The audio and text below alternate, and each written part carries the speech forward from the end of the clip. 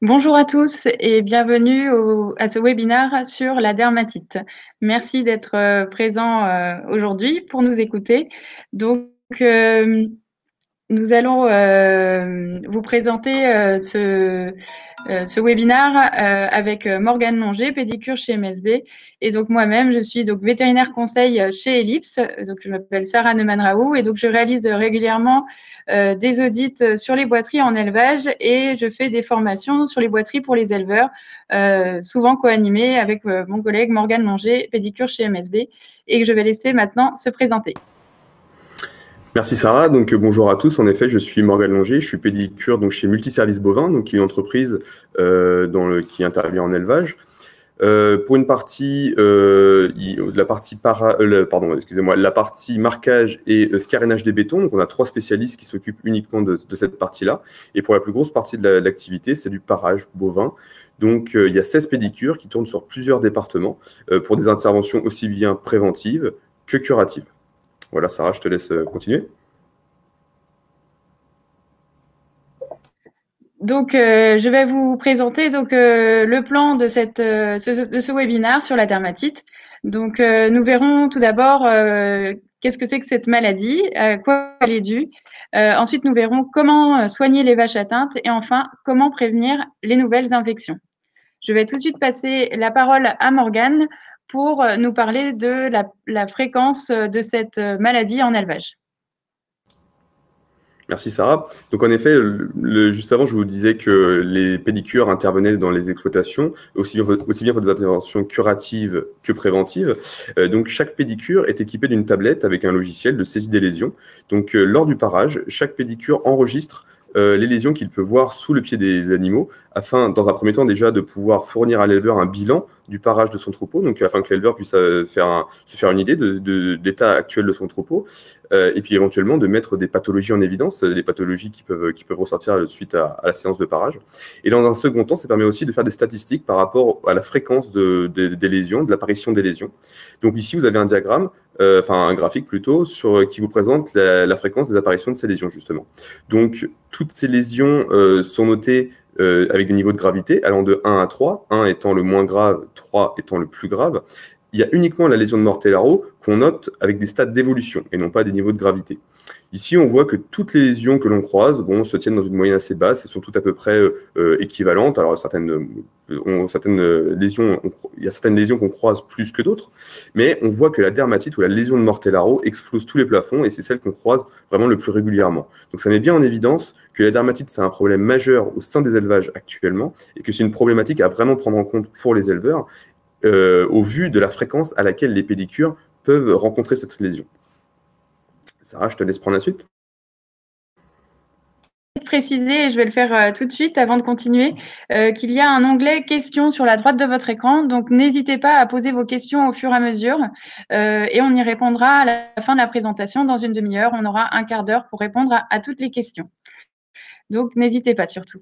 Donc, maintenant, nous allons voir qu'est-ce que c'est que la dermatite. Donc, c'est une maladie contagieuse, infectieuse et contagieuse due à des bactéries appelées tréponèmes et qui agissent en association avec d'autres bactéries.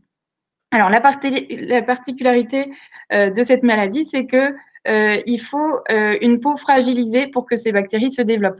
Si on met seulement les bactéries en études expérimentales, ça ne marche pas.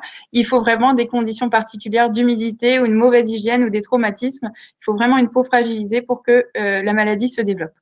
Et l'autre particularité de ces bactéries, c'est qu'elles ont la capacité de s'enquister dans la peau et c'est ce qui explique que cette maladie peut se maintenir dans un troupeau malgré les traitements parce que malheureusement, les traitements ne vont pas être efficaces à 100% puisque si la bactérie est bien enquistée, les traitements vont avoir beaucoup de mal à aller atteindre la bactérie pour la détruire.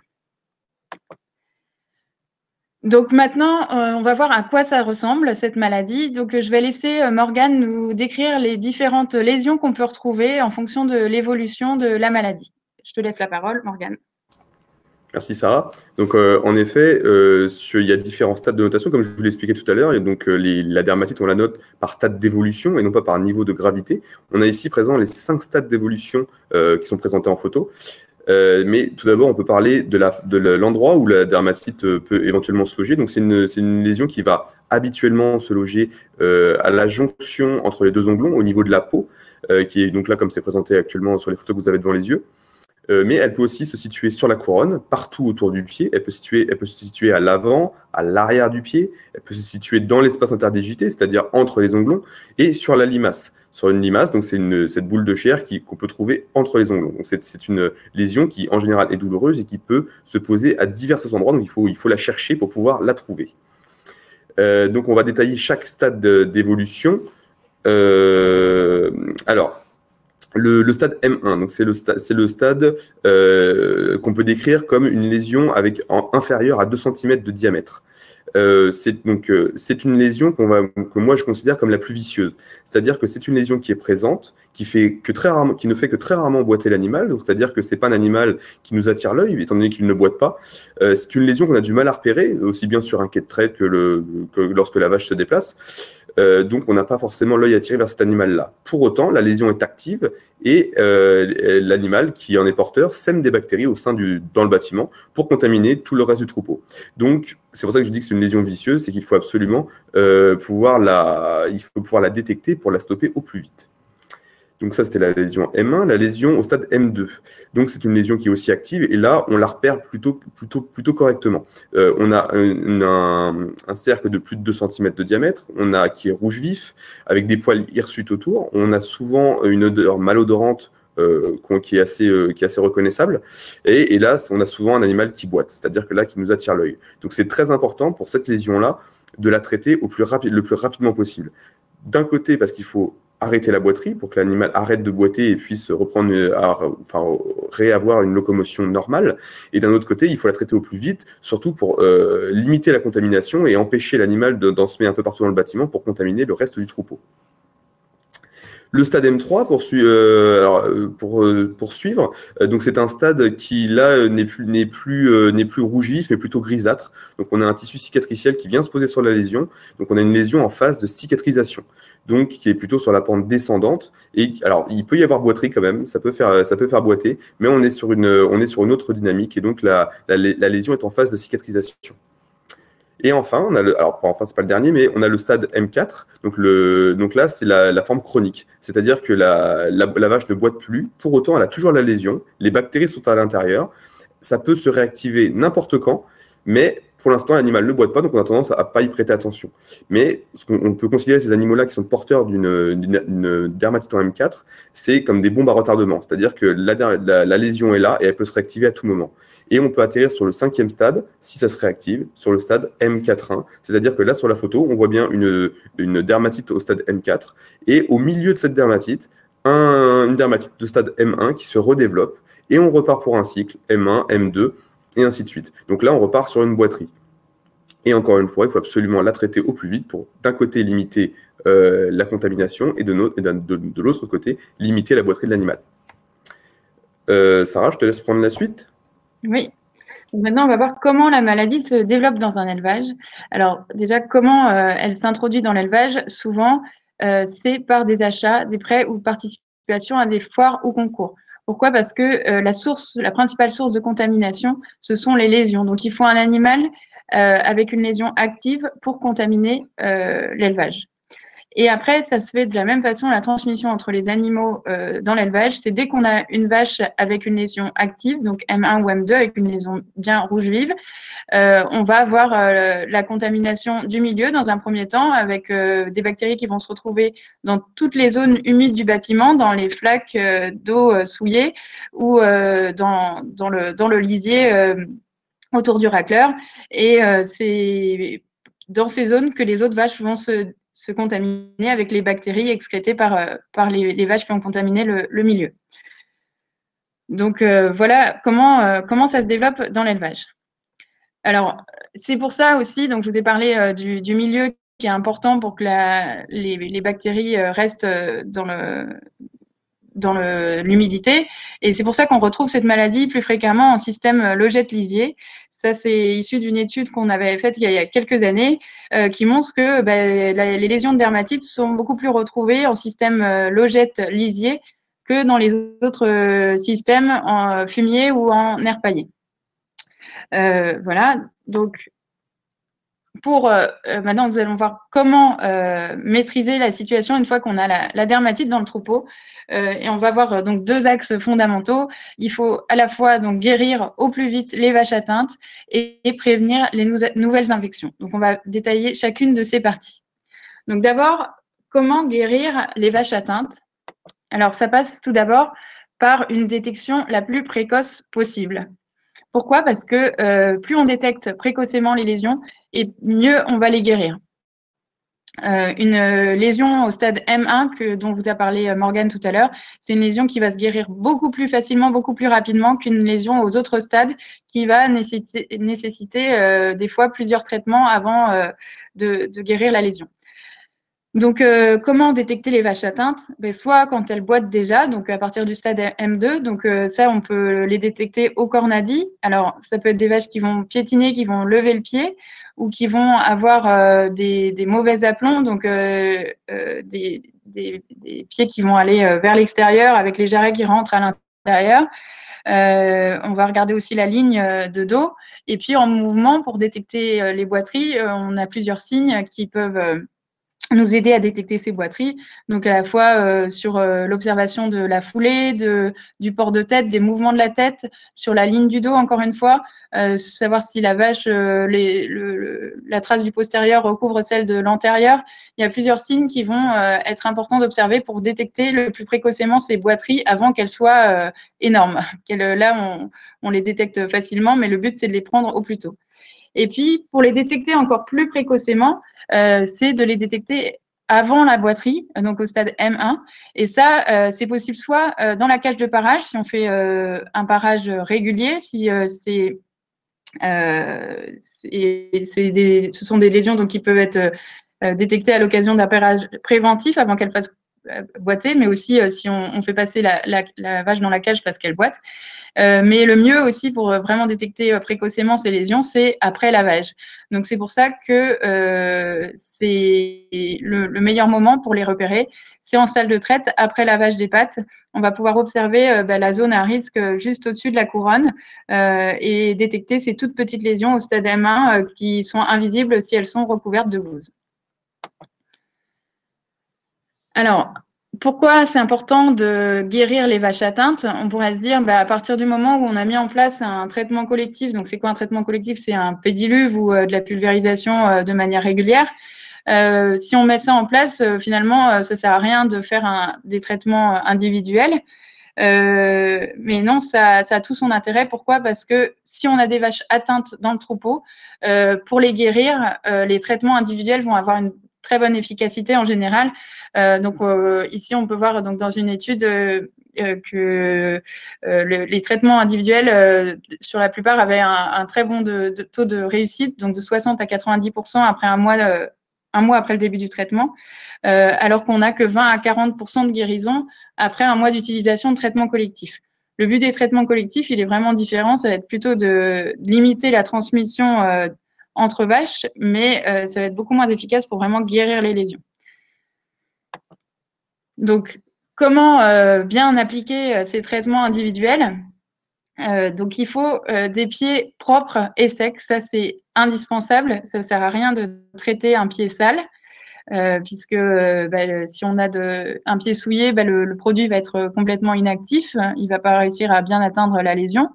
Ce qui est important aussi, c'est de retourner après le traitement sur un sol propre et sec pendant au moins 30 minutes après le traitement.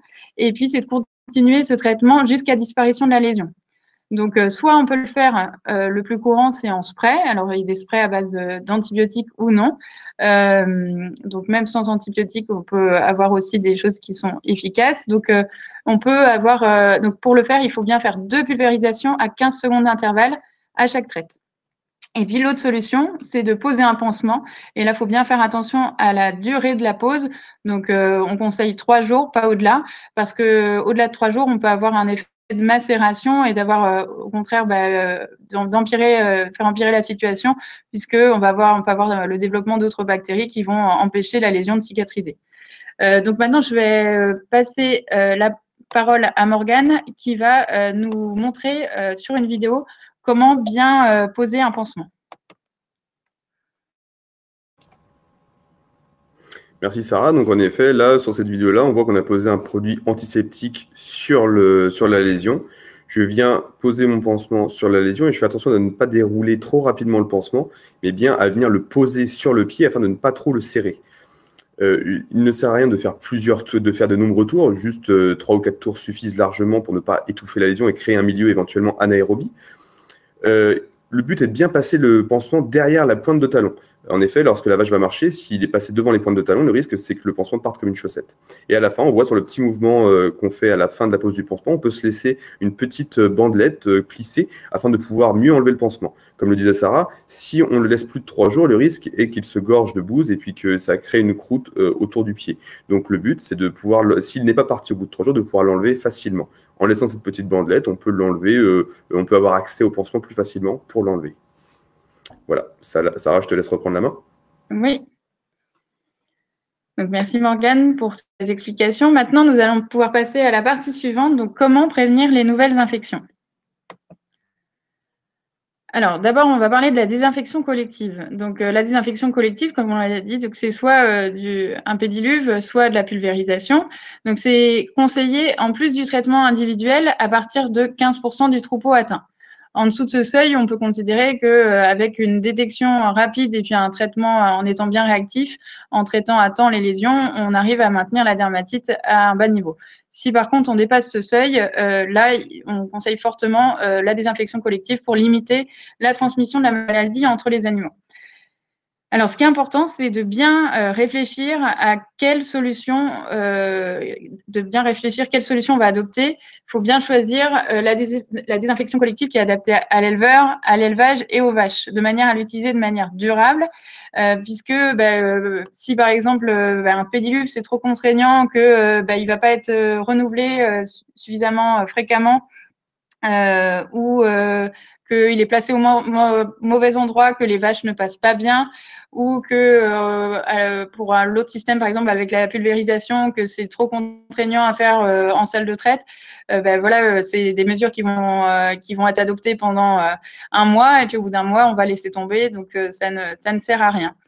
Il faut vraiment choisir quelque chose qu'on va pouvoir faire de manière durable, puisque comme je l'ai dit, malheureusement, on ne se débarrasse jamais complètement de la dermatite. Il va falloir toujours la contrôler à long terme, donc il faut des solutions qu'on va pouvoir mettre en place à très long terme. Voilà. Donc, pour la désinfection collective, il y a des règles à respecter. D'abord, une fréquence suffisante. Ce qui est conseillé, ce qui a été mis en évidence dans une étude, c'est qu'on avait une bonne efficacité pour un traitement pendant 4 traites de suite tous les 15 jours. Dans l'étude en question, quand on faisait 4 traites de suite la désinfection collective, mais que tous les mois, on n'avait aucune efficacité. Voilà, donc c'est vraiment important d'avoir une fréquence suffisante. Ensuite, il faut bien utiliser les produits. Alors, quel que soit le produit utilisé, utiliser à la bonne dilution. Trop dilué, ça va être inefficace, et pas assez dilué, au contraire, on va avoir trop dilué, ça va être inefficace, et pas assez dilué. Si c'est trop concentré, ça peut être au contraire trop agressif pour la peau. C'est pas forcément très bon non plus de trop agresser la peau pour permettre la cicatrisation. Et puis, ce qui est important aussi, c'est que les vaches retournent sur un sol propre et sec pendant 30 minutes après la désinfection collective. Donc, il y a aussi des règles particulières au pédiluve. il faut une hauteur de liquide suffisante de manière à recouvrir bien le pied jusque sous les onglons accessoires, donc 10 à 15 cm de hauteur de liquide, des dimensions adaptées, donc minimum 3 mètres de long, 50 à 60 cm de large, et bien choisir l'emplacement pour faciliter le passage des vaches. Et puis, bien changer la solution régulièrement. Alors, ce qui est conseillé, c'est 120 passages. Au-delà, on considère que la solution va être trop souillée par la bouse. Et donc, non seulement ça va être inefficace, le désinfectant va être inactivé par la matière organique, mais en plus, ça peut devenir une source de contamination finalement pour les autres vaches. Donc, voilà, ça, c'est vraiment quelque chose à bien respecter. Alors, on a parlé de désinfection collective, mais il y a aussi quelque chose de très important, c'est le lavage des pieds. Alors, pourquoi? Parce que déjà, c'est un préalable, comme on l'a dit avant, c'est un préalable indispensable au traitement collectif. Avant de faire les traitements collectifs, il faut toujours laver les pieds, parce que si on a des matières organiques sur les lésions, les désinfectants vont être inefficaces. Donc, mais c'est aussi une mesure efficace à elle seule, puisque dans une étude, il a été mis en évidence que, en comparant des troupeaux où il y avait beaucoup de pieds sales, eh bien, on avait beaucoup plus de risques de contamination par rapport à un troupeau où il y avait peu de pieds sales. Donc, on peut le voir sur le diagramme en bas à gauche. Et pour les chances de guérison aussi, les pieds propres vont augmenter les chances de guérison. Donc, qu'est-ce que c'est qu'un pied sale? C'est quand on a un pied recouvert par la bouse séchée au-delà, jusqu'aux onglons accessoires au moins, voire au-delà. Et malheureusement, c'est quelque chose qu'on retrouve souvent en élevage parce que c'est très difficile dans des systèmes logettes lisiers en particulier de maintenir des pieds propres. C'est pour ça que le lavage peut être vraiment quelque chose qui va aider dans ce sens. Alors maintenant, un exemple de protocole de gestion de la dermatite, mais c'est qu'un exemple. Après, comme je disais, c'est adapté à chaque élevage. Là, ce serait dans un élevage en système traite, pas en robot. Et là, on pourrait dire donc qu'une semaine sur deux, donc tous les 15 jours, on fait 4 traites de suite, lavage plus pulvérisation pendant 4 traites à suivre. Donc là, on voit en semaine 1 et semaine 3. Et puis, la semaine où on ne fait pas la désinfection collective, on fait quand même un lavage pour maintenir les pieds propres. Et puis, à l'occasion de ce lavage, on pourra détecter les petites lésions de dermatite qu'on va pouvoir soigner individuellement. Et puis, quel que soit le protocole qu'on choisit, au quotidien, c'est important d'aller voir ce qui se passe chez les boiteuses. Donc, normalement, l'idéal, c'est de tout de suite lever le pied dès qu'on voit une vache boiteuse, mais au moins, quand on a de la dermatite, commencer par un lavage en salle de traite juste de la vache atteinte pour aller faire un traitement individuel tout de suite. Pas attendre qu'elle boite depuis une semaine pour s'en inquiéter. Alors, pour maintenir des pieds propres, on a parlé de lavage, mais ce qui est important aussi, c'est d'avoir un sol propre.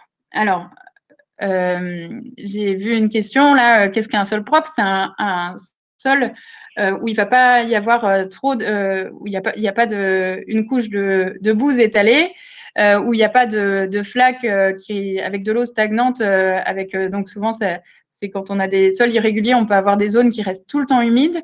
Voilà, donc c'est un sol avant tout bien raclé.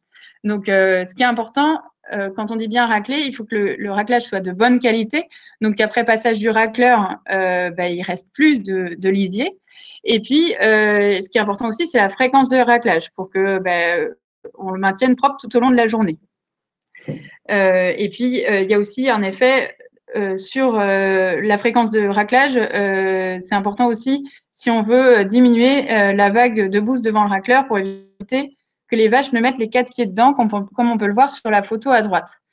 Voilà, donc si c'est pas possible d'augmenter trop la fréquence du raclage, ce qui peut être par contre mis en place, c'est de privilégier le passage du racleur à des moments calmes où les vaches sont couchées et sont pas en train de s'alimenter pour limiter le fait que les vaches mettent leurs pieds dans cette vague de bouse. Ensuite, il y a aussi, ce qui est important, c'est l'entretien des passages de logette. Forcément, donc ces passages de logette vont être en général entretenus 2 fois 2 fois par jour, c'est un minimum. On ne va pas pouvoir les entretenir aussi fréquemment que les couloirs qui sont entretenus par les racleurs, forcément. Et pour limiter justement l'accumulation de bouse et d'humidité dans ces passages de logettes, ce qui peut être intéressant, c'est de revoir le positionnement des abreuvoirs. Parce que quand on a des abreuvoirs dans ces passages de logettes, on va avoir forcément plus d'humidité à ces endroits-là. Donc, ces abreuvoirs, si c'est possible, c'est bien de les mettre plutôt dans les couloirs, de manière à ce que ça soit raclé fréquemment et qu'on n'ait pas cette humidité trop longtemps. Et puis, enfin, pour avoir aussi, pour maintenir des pieds propres, ce qui peut jouer, c'est le pâturage. D'ailleurs, on peut l'observer dans beaucoup de troupeaux. La dermatite a tendance à s'améliorer en saison de pâturage parce qu'on a un effet finalement nettoyant de l'herbe sur les pieds. Donc, quand on a la possibilité de maintenir le pâturage, c'est bénéfique aussi donc pour la dermatite. À condition, bien sûr, que les pâtures ne soient pas trop humides. Forcément, quand on est en saison de pluie et qu'il y a beaucoup de boue, forcément, là, à l'inverse, on peut avoir un effet néfaste. Je vais maintenant passer la parole à Morgane pour qu'il nous parle de l'intérêt du parage dans la gestion de la dermatite. Et donc, il va commencer par vous expliquer déjà ce que c'est qu'un parage fonctionnel.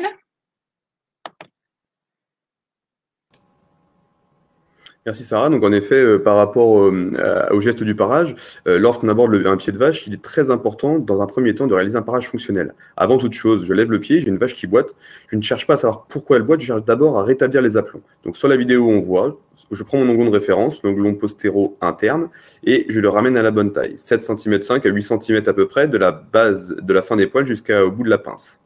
Une fois que j'ai fait ma première étape qui est la longueur, je vais passer à l'étape suivante, donc qui est de la sole, le plat de sol. Donc, je viens travailler ma sole sur mon onglon interne en veillant bien à maintenir le talon. Et je viens travailler sur ma sole de l'onglon externe, le but étant de mettre les deux talons à la même hauteur. Donc, souvent, c'est le talon de l'onglon interne qui est le plus bas, donc il faut le rehausser via le fait de travailler en pince. Et dans un second temps, on vient travailler sur le talon de l'onglon externe. Donc, cette deuxième étape étant faite, on passe à la troisième étape, qui est la réalisation du creux axial. Donc, ce creux qu'on réalise autour de l'axe du pied, qui va d'un côté permettre l'évacuation des matières fécales et d'un autre de pouvoir justement libérer cet endroit qui est plus susceptible où il est plus susceptible de voir l'apparition de lésions type cerise ou ulcère. Il est très important d'avoir une sole bien plate et perpendiculaire à l'axe du membre. Comme là, on voit travailler à la rainette. Une fois que ces trois étapes sont réalisées, c'est-à-dire la longueur, le plat, le creux axial, le parage fonctionnel est réalisé, on peut passer au parage curatif, c'est-à-dire je recherche la lésion qui fait boiter ma vache et je la traite. Il est très important de respecter cette méthodologie et non pas de ne pas mélanger toutes les étapes et à la fin de se retrouver avec un pied, on a cherché la lésion, mais sans qu'on ait rétabli les aplombs au préalable. Donc, si je reprends le parage fonctionnel, donc c'est très important de rétablir les aplombs, comme je le disais. On le voit sur le schéma qui est juste à côté. Tout le poids avec un pied long, tout le poids de l'animal est balancé sur l'arrière. Et nous, ce qu'on veut, c'est rebalancer le poids de l'animal plutôt en pince, sur l'avant. Donc, on va pouvoir réaliser cela grâce au parage fonctionnel. Il faut qu'on maintienne une hauteur de talon correcte. Pour ça, tout simplement, pour pas que non seulement que le poids de l'animal soit sur l'arrière du pied, mais aussi pour pas que c'est la zone de la dermatite, donc la zone où se pose habituellement la dermatite, c'est-à-dire à la jonction entre les deux onglons, que cette zone soit en contact avec le sol et qu'elle est susceptible d'être blessée lors de la démarche de la vache.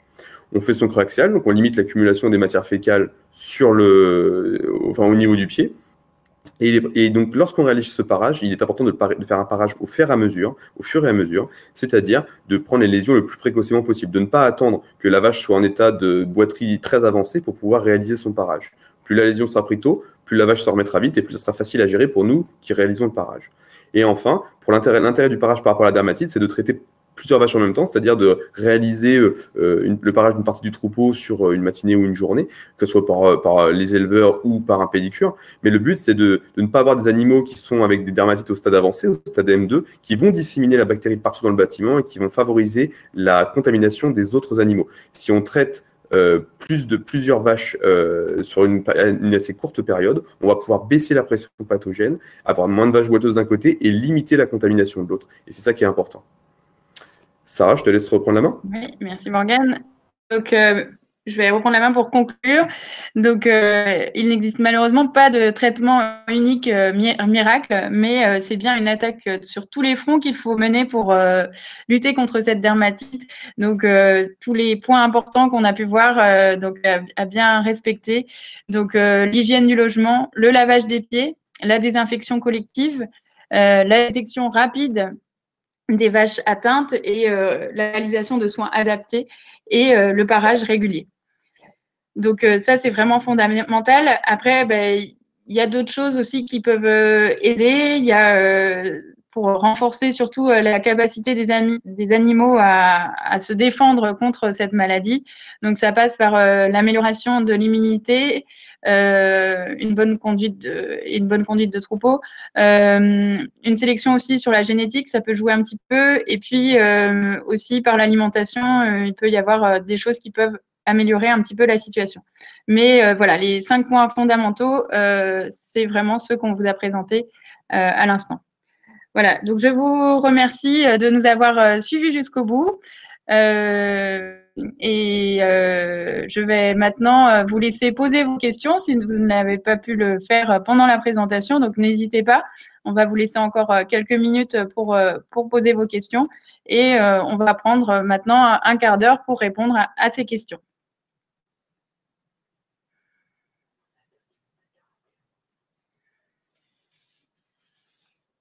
Alors, on avait déjà 2 questions. Alors, la deuxième, j'ai répondu pendant la présentation. On a eu une première question donc, qui demande si il y a une étude qui confirme l'efficacité du traitement à partir de 4 traites. Alors, oui, justement, donc c'est l'étude dont je parlais tout à l'heure. Effectivement, on a en fait, il était comparé à un traitement pendant 4 traites tous les 15 jours et un traitement sur 4 traites tous les mois. Et tous les mois, on n'avait aucune efficacité du pédiluve, alors qu'en le faisant tous les 15 jours, on avait une réelle efficacité. Maintenant, sur effectivement le nombre de traites à suivre, c'est vrai qu'il y a des produits qui conseillent des fois un autre mode, une autre fréquence. C'est maintenant, faut quand même trier parce que tous les produits n'ont pas été, il n'y a pas eu forcément d'études scientifiques pour tous les produits. Et pour moi, selon moi, ce qui est vraiment important, c'est la fréquence. Après, voilà, d'un produit à l'autre, des fois, ça peut être un peu moins de 4 traites. Mais en tout cas, moi, c'est quand même la fréquence 4 traites tous les 15 jours, c'est quand même ce que je conseille le plus souvent parce que c'est vraiment quelque chose qui a été, pour le coup, étudié et qui a été prouvé. Alors, j'ai une autre question sur le pédiluve sec et l'ensemencement de la peau. Alors, donc le pédiluve sec, moi, il y a des études qui ont montré des efficacités très satisfaisantes des pédiluves secs. Maintenant, moi, je trouve que il faut vraiment faire attention à l'utilisation. C'est encore plus fondamental d'avoir des pieds propres avant de passer dans les pédiluves secs, parce que sinon, on risque d'avoir en fait une gangue qui se forme autour du pied et d'avoir en fait une croûte qui va maintenir la saleté tout autour du pied. Donc, si on n'a pas fait un bon lavage des pieds avant le passage dans le pédiluve sec, ça peut, selon moi, plutôt empirer les choses. Donc, il faut vraiment faire attention, être très rigoureux pour l'utilisation de ces pédiluves. Oui, et en ce qui concerne l'ensemencement de la peau avec de la flore lactique préventive, donc pour le moment, alors il n'y a pas beaucoup d'études sur le sujet, donc on n'a pas encore beaucoup de recul sur ces solutions. Alors.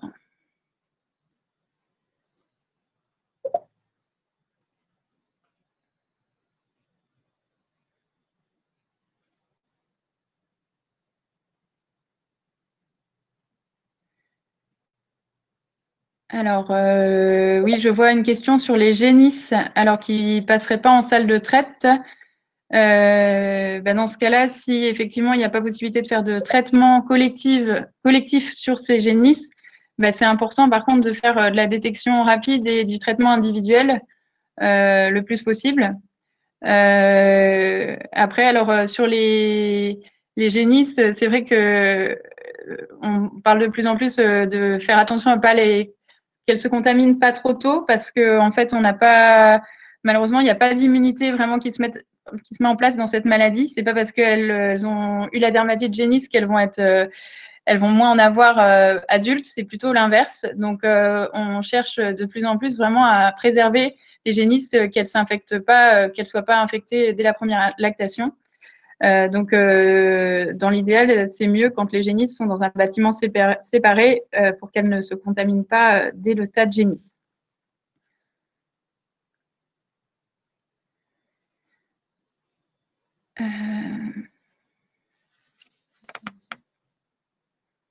Ouais.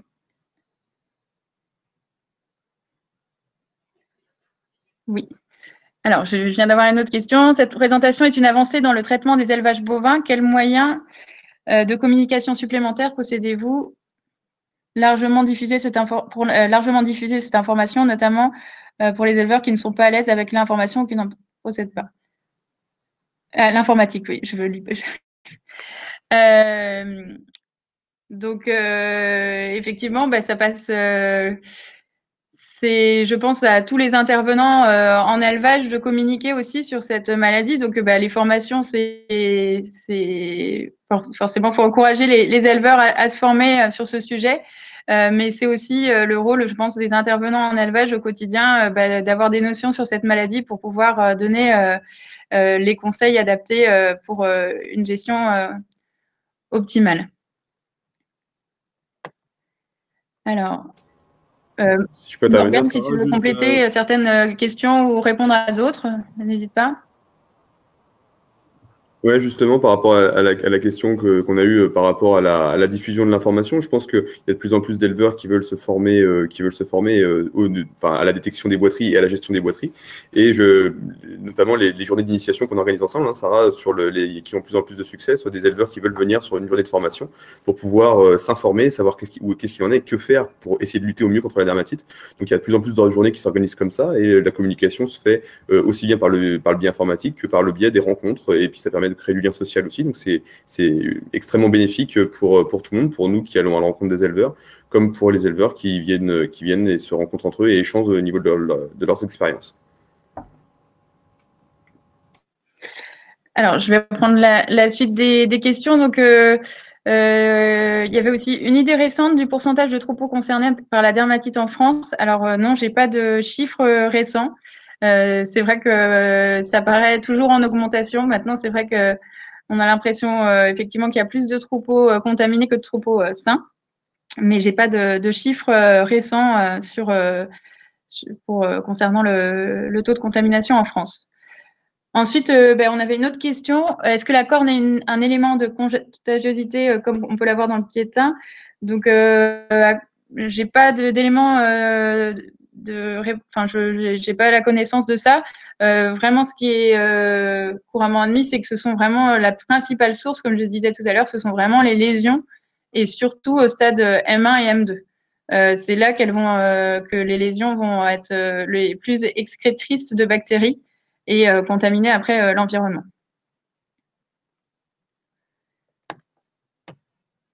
Alors, j'ai une autre question. Donc, comment gérer au mieux l'hygiène du logement l'automne et l'hiver avec l'humidité? Donc, effectivement, c'est là qu'on a peut-être le plus de mal à gérer l'hygiène du logement parce que déjà, il est beaucoup plus fréquenté à ces périodes-là. On a plus d'humidité, un bâtiment qui sèche moins bien. Donc, il y a aussi, alors on a parlé tout à l'heure alors il y a l'hygiène, ça passe surtout par, on a dit tout à l'heure, le raclage, la fréquence et la qualité du raclage. Il y a aussi la ventilation qui peut aussi beaucoup aider parce que dans des bâtiments mal ventilés, on va avoir une humidité permanente qu'on va avoir du mal on va jamais avoir un bâtiment sec. Donc, ça aussi, c'est important. Mais voilà, vraiment beaucoup de rigueur sur le raclage et Donc, voir la solution la plus adaptée, soit en augmentant vraiment la fréquence de raclage, soit, comme je disais, en passant le racleur au moment où il n'y a pas trop d'animaux debout qui pourraient mettre les pieds dans la bouse, ou alors carrément passer à un système de robot aspirateur lisier qui permet donc de plus avoir ce problème de vague de bouse dans laquelle les vaches peuvent marcher.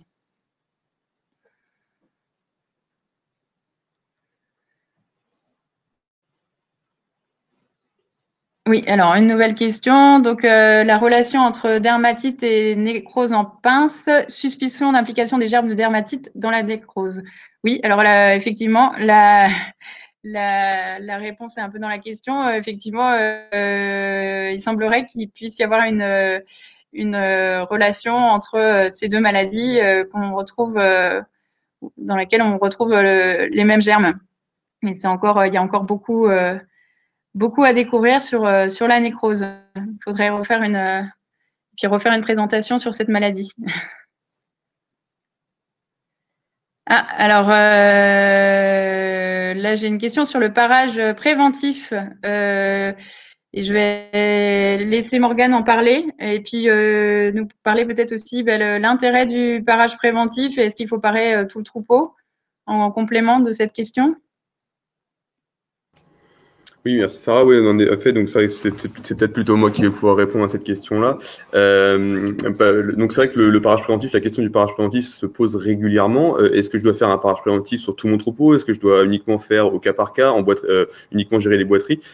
Donc tout ça se raisonne d'une certaine façon, c'est-à-dire je répertorie le nombre de boiteries qui apparaissent. Soit dans mon troupeau, j'ai toujours les mêmes vaches, toujours les récalcitrantes, toujours les vieilles vaches qui vont se mettre à boiter, et je les connais, et c'est toujours celle-là qui me pose problème.